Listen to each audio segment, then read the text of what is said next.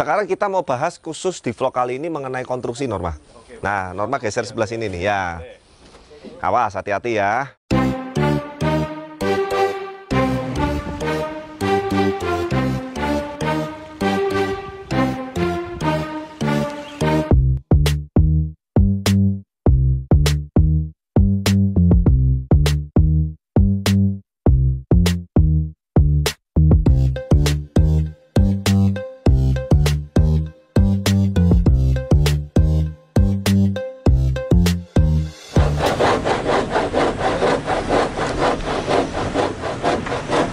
Ya, sore, ketemu lagi dengan saya Adi Kurniawan. Nah, kali ini vlog ini menarik, sekaligus saya kepengen mengenalkan tim dari Blaze Koipon yang kelima.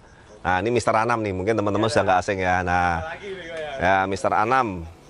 Mr. Anam ini sebelumnya di Blaze Koi, dan memang saat ini saya ibaratnya mulai melibatkan dia di proyek-proyek pembangunan kolam. Nah, sekali lagi Norma, setiap saya membentuk satu tim baru, itu selalu adalah kolam-kolam saya sendiri. Jadi kalau salah sendiri ya, nggak sampai ngerugiin orang lah seperti itu. Nah, Anam ini termasuk cepat sekali. Jadi meskipun dia baru ini proyek, jadi ini proyek pertama kolamnya Mas Anam nih. Ya, proyek pertama yang dihandle Mas Anam berserta tim langsung, dan ini Mas Anam nanti tim leadernya. Dibantu juga ada Mas Har, ini juga dia tim leader juga yang ibaratnya mewakili saya sehari-harinya lah. Karena kan kalau saya ngontrol tiap hari nggak mungkin, tapi kadang di momen-momen yang memang fatal, saya selalu pasti ada juga. Baik itu yang di dalam kota maupun yang di luar kota. Nah, sekarang kita mau bahas khusus di vlog kali ini mengenai konstruksi Norma. Nah, Norma geser sebelah sini nih ya. Awas, hati-hati ya, masih belum beres semua nih. Masih berantakan. Nah, kita mulai dari mana dulu nih, Kok? Nah, gini. Sebelumnya saya jelaskan, konstruksi sebuah kolam itu adalah pondasi utama yang membuat kolam ini bertahan jangka panjang, kuat, kokoh, termasuk masalah-masalah yang sering timbul adalah bocor, rembes, tekor, dan lain-lain. Itu salah satunya adalah faktor konstruksi.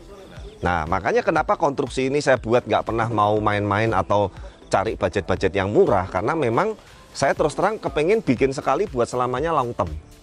Bahkan beberapa kolam kita yang di lokasi sini, kalau kamu ingat 2015 atau 16 kita kena gempa yang segitu kuat, retak rambut aja nggak ada.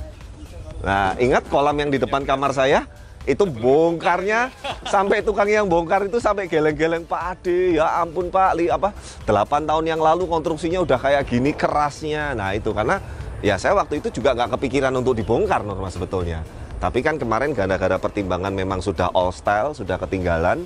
Secara air kamu ingat kan sebelum dibongkar airnya ngeri, airnya bening itu, dan di situ banyak sekali mencetak ikan-ikan yang bagus yang berprestasi di show juga. Nah, balik lagi ke sini, konstruksi itu menentukan untuk long term jangka panjang kekuatan sebuah kolam koi. Nah, sering saya temui kolamnya 1 tahun pertama aman, tahun kedua mulai rembes, tahun ketiga retaknya makin parah, tahun keempat retaknya makin parah. Nah, itu sebetulnya masalah konstruksi, apalagi konstruksi-konstruksi yang berada di luaran dan dekat dengan pohon-pohon besar seperti ini. Betul. Nah, itu nanti kita akan balik lagi ke topik yang mau saya bahas. Nah, Norma agak deket sedikit. Mungkin di video-video sebelumnya saya pernah bahas bahwa kita ini selalu lantai atau dinding kerja itu sudah menggunakan batu bata, semen plus besi. Itu baru lantai kerja dan dinding. Kemudian kita rangkap dengan backcasting cor ready mix full. Ini ketebalannya 15 cm. Oke, paham. Jadi 15 cm ditambah dinding kerja ditambah besi itu bisa 20 cm lebih nanti finalnya. Dan itu cor. Nah, makanya yang saya bilang kemarin sempat nanya, Pak, nggak takut deket pohon, Pak, nggak takut ditanggul. Itulah fungsinya konstruksi kita perhitungkan dari awal. Makanya saya ngomong dengan anak-anak bahwa spek kita ini memang secara konstruksi, Norma bisa lihat sendiri. Ini nggak main-main loh Norma. Ini dindingnya udah setebel ini, masih ada besi. Kita backcasting, ini full cor, ya kan? Masih nanti lapisi acian terakhir plus finishing cat. Nah, makanya kalau nanya, Pak, rembes nggak, bocor nggak? Ya amit-amit lah, itu mah super aman lah. Gitu loh, karena kita sudah perhitungkan semua. Nah, konstruksi ini teman-teman, kita juga kepengen ini kalau buat itu, buat jangka panjang itu tahan. Kolamnya Pak Sindu yang 50 ton. Yang dibongkar kemarin tuh kolam hampir setengah M kita bongkar kan, yang pakai RDF segala macam. Ada nggak bocornya? Itu 5 tahun loh tuh kan. Nah, makanya kan sekali lagi saya bilang bahwa saran saya sih teman-teman ya boleh, kadang kalau memang teman-teman tuh mau ngirit budget dan segala macam, tapi pikirkan jangan sampai buat kolam itu salah satu kekuatan konstruksi itu jadi masalah ke depannya.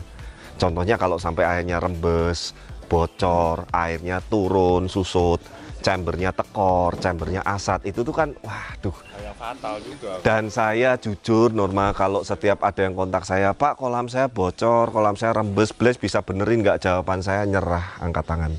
Dan kita nggak tahu juga. Nggak tahu juga di bagian mana, dan itu capek loh Norma. Kalau di chamber nih terutama, kita ngurutin satu-satu, cariin, dites, direndam, masih belum bocor, nanti dites rendem, kondisi tenang air, sudah nggak bocor, begitu diputer, bocor lagi. Nah, itu wah intinya amit-amit lah, jangan sampai. Makanya dari awal mendingan kalau saya, kita persiapkan yang terbaik. Nah, sekali lagi nih, saya lurusin. Jangan bilang nanti setelah ini, wah Pak Ade berarti yang nggak cor jelek. Enggak. Sekali lagi saya cuma ngomong ini standar di kita. Kalau orang lain mau pakai batu bata susun, mau pakai batako, bebas. Yang salah siapa Pak? Yang benar nggak ada. Itu tergantung sekali lagi dari kemauan, spek, dan ibaratnya mantepnya teman-teman masing-masing bagaimana. Tapi kalau nanya saya, Pak Adi nggak bikin pakai batako, bata doang disusun, nggak mantep saya. Takut gitu loh. Nah makanya kan kemantepan tiap orang beda-beda, spek orang tiap beda-beda. Jangan sampai nanti setelah ini ada lagi yang komen, Pak kemampuan saya cuman bata susun, berarti jangan dianggap. Loh nggak pernah loh, sekali lagi saya cuman men-sharingkan, tidak pernah menyudutkan. Cuman saya tuh kasih tahu plus-plusnya kalau konstruksinya kuat, kalau konstruksinya bagus. Memang tentu saja didukung dengan ada kualitas ya pasti ada harga. Tapi sekali lagi mantepnya teman-teman di mana, kemampuannya teman-teman di mana, go ahead jalan. Tapi kalau dibalikin contoh kasus, Pak, buatin kolam dong Pak, pakai batu batako, saya mundur. Waduh saya nggak pede Pak. Gitu, karena memang saya takut nanti kalau bocor, kalau apa-apa, ujung-ujungnya saya repot juga. Seperti itu. Nah, itulah salah satu proses dan tahapan penting dari sebuah kolam koi teman-teman. Jadi saran saya intinya konstruksi ini perhitungkan yang benar-benar matang. Nah supaya teman-teman lihat proses bercasting ini seperti apa, kita kesini nih Norma. Susah makanya kan. Nah sekali lagi bentuk kolam ini kebetulan bentuk kolamnya agak susah Norma. Kalau kotak biasa atau lurus-lurus ya pasti lebih banyak. Makanya kan kemarin ada yang nanya, Pak kalau bentuknya meliuk-meliuk angka 8 sama kotak RAB-nya mahal mana? Ya pasti mahal yang meliuk-meliuk karena tingkat kesulitan, waktu dan lain-lainnya juga lebih sulit. Kalau kotak seperti kolam 35 ton lebih gampang Norma, gampang banget. Ini nekuk supaya bisa melengkungnya sesuai dengan dinding kerja, ngepres. Pak Hari ini, Mas Hari ini dengan timnya juga berusaha supaya nanti cor-corannya yang ready mix itu juga bisa mengikuti, pasti nggak bisa presisi 100%. Itu kan nanti ada di perapian, ada di finishing. Cuman kan minimal supaya bisa mengikuti lekuk-lekuk dan bentuk dari desain kolam ini seperti itu. Ya, nah ini kurang lebih mungkin dari konstruksi ini cor paling ya mungkin 3 minggu lagi ya Mas Anam ya. Ya 3 mingguan lagi kemungkinan sih sudah final semua, tinggal finishing Norma. Ya karena ya ini lupa kok lama banget. Nah sekali lagi kamu lihat kan kemarin sempat libur, orangnya nggak ada, saya geser kemana dulu. Kemarin Mas Anam juga ngurusin ikan dulu. Kemarin di Kopeng kita juga kurang sedikit tenaga, kita geser lagi ke Kopeng. Jadi memang karena ini proyek kolam pribadi, ya terus terang saya tidak terlalu menarget harus cepat. Cuman yang penting proses step by stepnya, saya ngomong dengan Anam nih terutama, saya nggak mau standarnya atau poin-poinnya dilanggar. Jadi supaya ngejar cepat, misalkan wah Pak udah nggak usah pakai backcasting, langsung cor aja pakai tembok dinding kerja, saya nggak mau juga. Intinya kita tetap poin-poin dan standarisasinya kita tetap lakukan semua. Nah nanti detailnya Norma, detail bottom drain, sistemnya, skimmer, arus, overflow, chamber, BD stopper yang tadi saya lihat. Bahkan nanti di sini kita mau kasih juga itu ya booster skimmer juga ya. Nah, nanti supaya booster skimmer kita kan belum pernah buat vlognya ya. Nah karena ini di satu kota dan kolam saya, ada kamu juga pasti di Semarang. Nanti kita khusus deh buatin yang temanya membahas booster skimmer gitu. Nah, nanti supaya teman-teman tahu apa fungsi dan manfaatnya. Nah tapi overall inilah teman-teman salah satu tahapan yang paling penting, dan saya bilang bukan paling penting, penting sekali, yaitu konstruksi sebuah kolam koi dan standar kita di Blaze Koi seperti ini. Nah semoga nanti teman-teman yang menonton ini bisa ada gambaran kenapa sebuah kolam ini kekuatannya nggak gampang bocor, nggak gampang retak, nggak gampang segala macam. Itu salah satu yang mengutamakan atau poin pentingnya di konstruksi seperti itu. Nah, bersama dengan Mas Anam kali ini dan tim ya, proyek perdananya Mas Anam ini overall sampai sekarang lancar ya, tinggal sedikit lagi, semoga 3 mingguan sudah bisa running. Nah, intinya semoga dari video ini teman-teman apa yang kita sharingkan bisa mendapatkan manfaat yang positif. Jadi kalau yang nggak cocok atau yang nggak berkenan juga sekali lagi saya mohon maaf. Dan terus dukung channel kami, like, comment, subscribe. Dan sampai ketemu di video-video berikutnya. Bye.